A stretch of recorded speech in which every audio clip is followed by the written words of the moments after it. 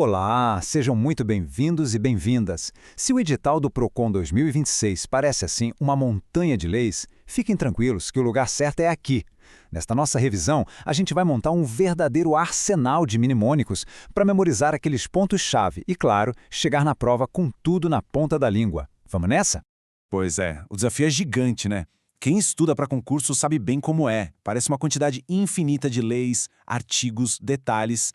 E aí fica aquela pergunta: como é que a gente organiza tudo isso na cabeça para na hora H, na hora da prova, a informação vir? Bom, é exatamente esse o nosso foco aqui hoje. E a nossa arma secreta para essa missão são os famosos mnemônicos. Pense neles como, atalhos para a memória. Eles basicamente transformam aquelas listas enormes, conceitos abstratos, em palavras ou frases super fáceis de lembrar. Funciona como se fossem etiquetas coloridas mesmo, que a gente cola para organizar um arquivo mental.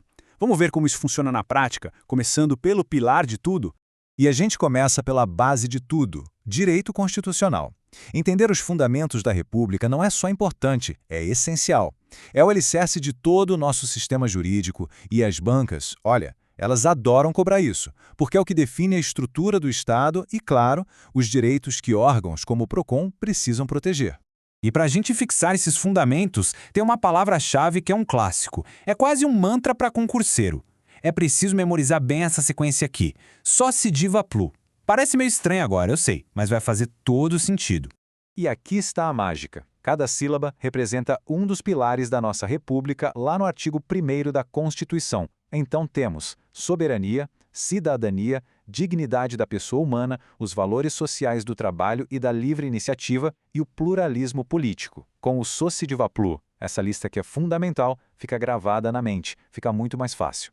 Vamos avançar um pouquinho e ver como essa mesma lógica se aplica em outra matéria que é crucial. Agora, a gente entra no direito administrativo. Esse tema aqui é o dia a dia do servidor público, né? Porque rege a conduta dos agentes e a atuação do Estado. Por isso, os princípios que a gente vai ver, esses precisam estar na ponta da língua. E para os princípios da administração pública, a gente tem um mnemônico mais famoso de todos os tempos. É uma palavra só, mas com um significado muito poderoso. Limpe. A ideia é bem simples de associar. A administração tem que ser limpa, tem que ser transparente, correta. E o LIMP revela os 5 princípios que estão lá expressos, no artigo 37 da Constituição. Legalidade, impessoalidade, moralidade, publicidade e eficiência. Essas são as regras do jogo para qualquer agente público. Saber cada uma delas é simplesmente obrigatório. E olha que legal, além de só decorar a palavra, usar mapas mentais como este é uma técnica muito poderosa.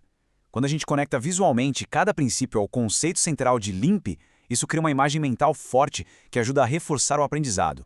A combinação da palavra com a imagem, sem dúvida, é imbatível. E aqui, atenção máxima, porque isso é uma daquelas pegadinhas clássicas de prova, sabe? O tal do princípio da legalidade, ele não é a mesma coisa para todo mundo. Pensa assim, para a administração pública, a coisa é bem restrita. Ela só tem permissão para fazer o que a lei autoriza.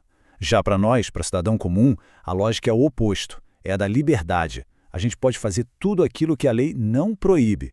Entender essa diferença, essa dualidade, nossa, é fundamental. Continuando em direito administrativo, vamos agora para os requisitos de validade de um ato administrativo. E claro, para isso temos outro mnemônico poderoso, COFE, FOMO, WOB.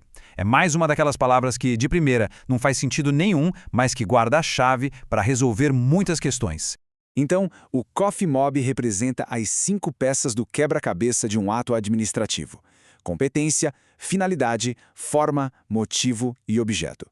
O ponto crucial é que, se faltar qualquer uma dessas peças, o ato pode ser considerado inválido. É a estrutura essencial que vai garantir a validade dos atos da administração. E o arsenal não para por aí, viu? Existem dezenas de outros mnemônicos super úteis. Por exemplo, leite para os atributos dos atos administrativos e carro para as formas de extinção. São ferramentas extras para garantir que nenhum detalhe escape na hora da prova. Agora vamos mudar um pouquinho a nossa abordagem. A gente vai para o direito civil, mais especificamente para o tema das obrigações. E por que isso é tão importante para o Procon? Porque as relações de consumo são, na sua essência, relações obrigacionais. Aqui, mais do que um mnemônico, o segredo é entender a estrutura lógica do conceito. Primeiro, a definição precisa estar bem clara. Uma obrigação, em resumo, é um vínculo jurídico. De um lado, a gente tem o credor, que tem o direito de exigir alguma coisa. Do outro, o devedor, que tem o dever de cumprir uma prestação. E essa prestação pode ser de dar, de fazer ou de não fazer algo. Então, toda e qualquer obrigação pode ser dividida nessa estrutura de 3 elementos essenciais. Primeiro, os sujeitos, que são o credor e o devedor. Segundo, o objeto, que é a prestação em si. E terceiro, o vínculo jurídico, que é tipo a cola que une as partes. Memorizar essa estrutura de 3 passos simplifica demais o entendimento do tema todo. É a partir dessa estrutura que o Código Civil vai detalhar as diferentes modalidades de obrigações. Quando se entende a base, sujeitos, objeto e vínculo, fica muito mais fácil navegar por todas essas classificações, com mais clareza e com mais segurança. E para a gente fechar, um desafio prático, bem no estilo do que aparece nas provas. Imaginem a seguinte situação. Um pagamento é feito de boa fé para alguém que parecia ser o credor, mas na verdade não era.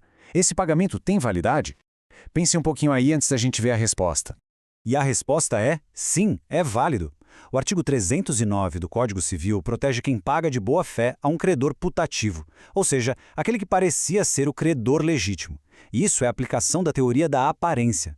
Lembrem-se sempre, usar essas técnicas e praticar com muitas questões é o caminho direto para a aprovação. Continuem com foco e ótimos estudos.